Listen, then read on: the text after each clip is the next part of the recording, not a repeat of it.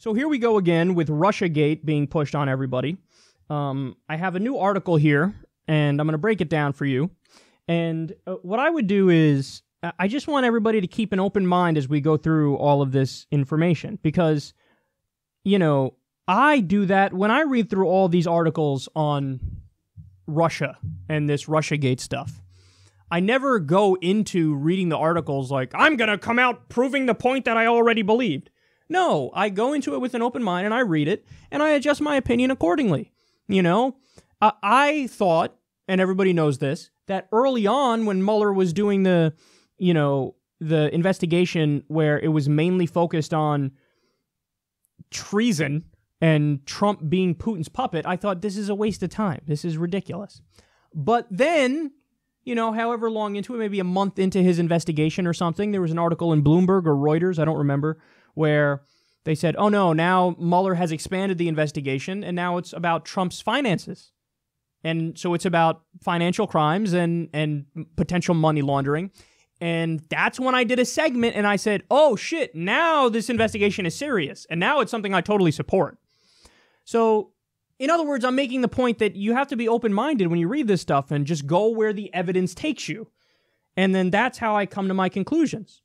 So, having said that, now let's go through this article and we'll see what's true and what's false. So, look at this. NBC News tweeted, breaking, U.S. official in charge of protecting American elections from hacking tells NBC News that Russians successfully penetrated voter registration rolls of several U.S. states prior to 2016 election. Wow. Now, before we continue, I want to ask everybody a question. What's your interpretation of that when you first read it? Just the title. And what's the implication, the heavy implication of the title? I'll tell you what my takeaway is. I read that and I go, oh shit, they're trying to make the case that Russia hacked our election where they're flipping votes. Like they flipped votes, maybe in the Rust Belt, where it was for Hillary and they flipped it to Trump. That's how when I read that, that's what my takeaway is. Like, oh shit. See, Russia hacked the election and now it's proven. I'm going to read it one more time so everybody knows. Breaking. U.S. official in charge of protecting American elections from hacking tells NBC News that Russians successfully penetrated voter registration rolls of several U.S. states prior to 2016 presidential election. So the implication, the taste in my mouth as I read that is they're saying they literally hacked the election and did stuff with votes. That's how I read that. Now, understand the overwhelming majority of people only read the headline. And in this case, the tweet. Only read the tweet. And they go, see? So RussiaGate, I can't believe some people are saying RussiaGate isn't real. Look, proven. It's proven. I've seen headlines like that from people I respect. Like, proven. This is proven. Russia hacked our election and the voters and the voting. Okay, so let's go directly to the article and see what they actually say in the article. Quote, the U.S. official in charge of protecting American elections from hacking says the Russians successfully penetrated the voter registration rolls of several U.S. states prior to the 2016 presidential election.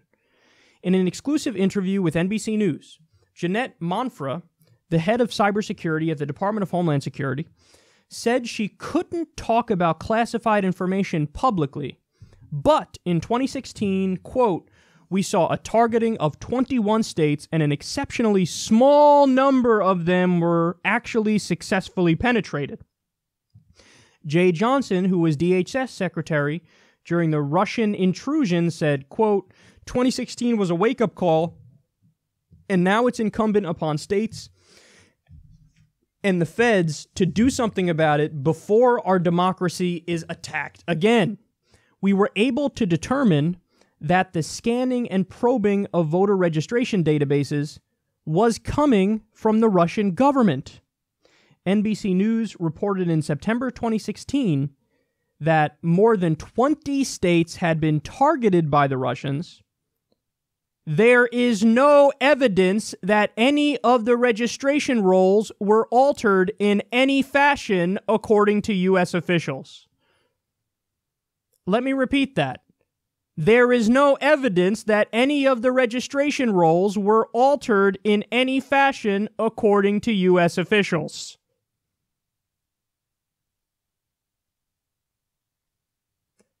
So the giant implication of the headline and the giant implication of the first few paragraphs just gets washed away halfway through the article. So, oh my God, this thing happened. Watch out. And then you read, and they go, by the way, there's no evidence that any registration rolls were altered in any way. So what the fuck with the headline? And what the fuck with the hair on fire in the first few portions of the article? There's no evidence, but here's all the things that we think maybe kind of sort of didn't really at all happen. Listen, guys, this reminds me quite a bit of the lead up to the Iraq War. Now, you could say that's hyperbolic, but you're just wrong. Because that's, if you go back and read it. Oh my God. Saddam Hussein, 9/11, Saddam Hussein, 9/11, Saddam Hussein, 9/11, Saddam Hussein worked with Al-Qaeda, Saddam Hussein, 9/11. Yellow cake at the UN, yellow cake. Buried in paragraph like 12. Anyway, there's no direct evidence that shows that any of this actually happened. So then why the fuck what are you doing? What are you doing? You need to understand, this is the deep state leaking shit to the press and using them as puppets. Like, we're being propagandized right now. There's an attempt to ramp up with Russia, and that's why you see all these headlines, and that's why you get all these misleading articles and these head fakes and shit. Okay, so they go on in the article to say this, quote, NBC News reached out to the 21 states that were targeted. 5 states, including Texas and California, said they were never attacked. So this is just like remember when they said 17 agencies have concluded that Russia attacked the election? Well, that was total bullshit. Later on, it came out they included like the fucking Coast Guard in there. What? That's the old Dick Cheney trick. I have this memo from the Department of Justice, and they say torture's okay. Well, what did Dick Cheney do? He just went and spoke to a low-level person at the Department of Justice and said, just sign this thing here. And the guy, all right, here. And then we go, the Department of Justice says, he would do this with the media. He would leak. Dick Cheney would leak to the New York Times, Saddam Hussein, weapons of mass destruction. That's what he has. And then they'd run a big front page thing, Saddam Hussein, weapons of mass destruction. And then Dick Cheney would go on Meet the Press and go, even the New York Times says Saddam Hussein, weapons of mass destruction. Now we're doing the same thing. 21 states, voter rolls hacked by the Russians. Hacked by the Russians. And then you read on, they go, quote, there is no evidence of any of the registration rolls being altered in any fashion. And then you read on, when the media contacted 5 of the states they included on the list, they were like, what are you talking about? We didn't have any issue whatsoever. I don't know what you're talking about. They continue. Following initial publication of this article, the National Association of Secretaries of State, which represents top electoral officials around the country, said it was, quote, still only aware of one state voter registration system that was penetrated. Are you fucking kidding me? So we went from... I'm going to read you the headline one more time. Breaking! U.S. official in charge of protecting American elections from hacking tells NBC News that Russians successfully penetrated voter registration rolls of several U.S. states prior to 2016 presidential election. Oh shit, hair on fire, everybody flip out. Buried in the article, quote, there is no evidence that any of the registration rolls were altered in any fashion. And then you read on, the 21 states becomes one state. Now, this is where people who are still heavily propagandized might say, yeah, but Kyle, hey man, even if it was one state, well, I mean, what, you're poo-pooing the fact that the Russians got into the voter registration rolls of one state. I don't understand why you would downplay that. That's terrible. That obviously needs to be stopped. Well, I agree with you. You know how you stop that? Increase your defense. That's what you do. And by the way, the federal government didn't do that. So, okay, increase your cyber defense. Problem solved. So this is a non-story, but it's actually worse than that, because what does that even really mean? Oh, the Russians and the voter registration rolls. The Russians. Okay, well, you do know we have congressional testimony over this, right?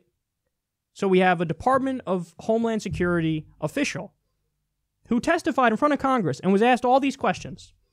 Let's see how he would describe what happened here and if it's a big deal or not.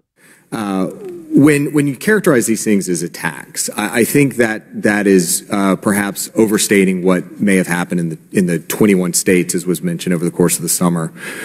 The majority of the activity was simple scanning. Scanning happens all the time. It's happening right now to a number of probably your websites. Scanning is a regular activity across the web. I would not characterize that as an attack. It's a preparatory step.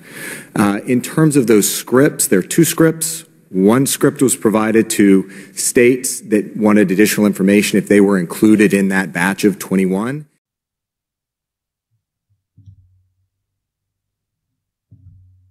There you go. I mean, it's amazing how this story, which I just broke down for you in full, generates 1,000 headlines, everybody flipping out, people proven Russia swung our election. That's how that's covered. And they go, interference, they interfered in a political process that's not with their own country. Unreal.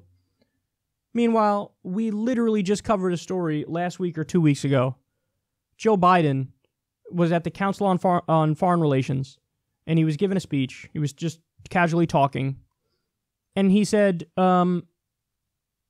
we rigged the political system in Ukraine. He openly spoke about it. I held $1 billion over their head and said, oh, you want this money? Well, you have to fire the state prosecutor. Okay, that is a much, much clearer example of meddling in a foreign political system than any of the accusations that have been leveled against the Russians in regards to our election, and that got no coverage at all. Not a single outlet covered that. That was released by WikiLeaks, and nobody covered it. Nobody covered it. You would think that if it's a real principled concern of people in the media in the United States, we don't want anybody meddling in our political process. We don't want anybody meddling in anybody's political process.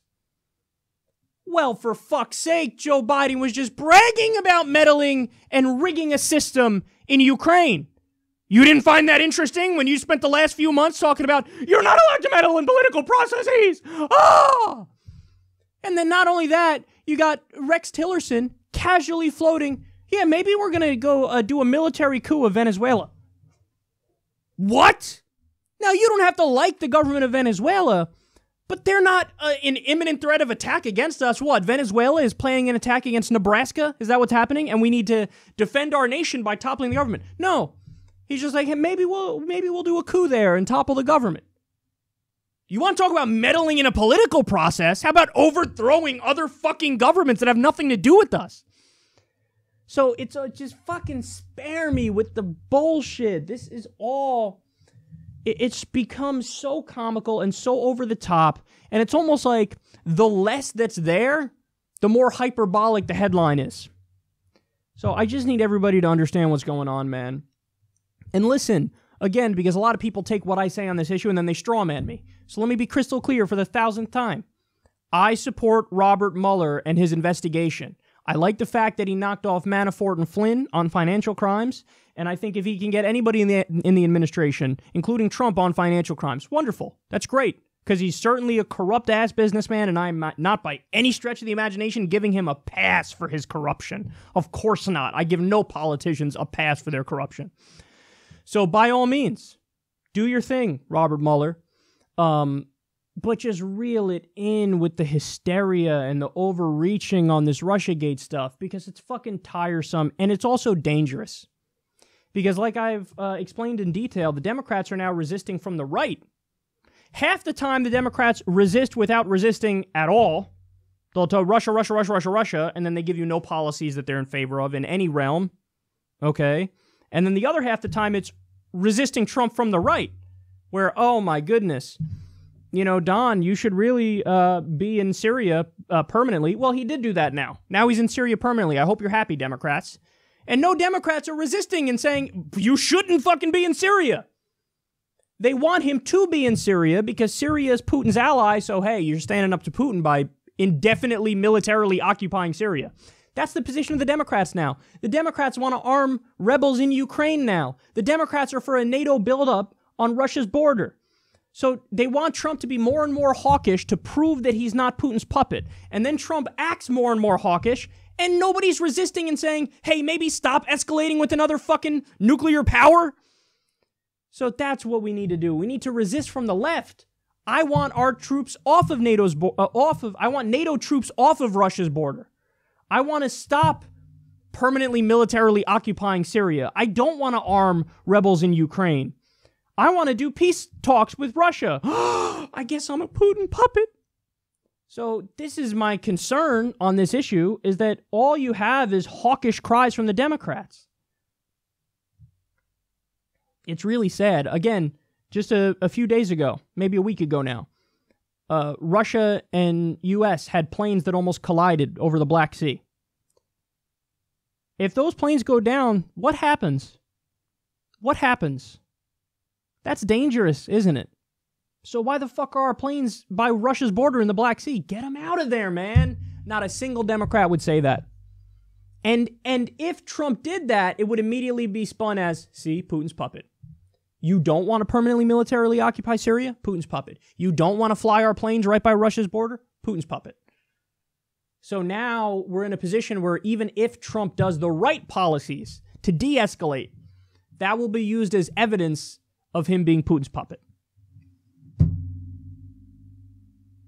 It's a dangerous time because when we used to have the Cold War, at least there were voices that were fighting against it in the political landscape in America. Now we have this new Cold War, and the in vogue thing to do is to resist by calling for a faster escalation of the Cold War. So no prominent voice in the national political scene is going, no, stop, go in the other direction, de-escalate. Very dangerous place to be in.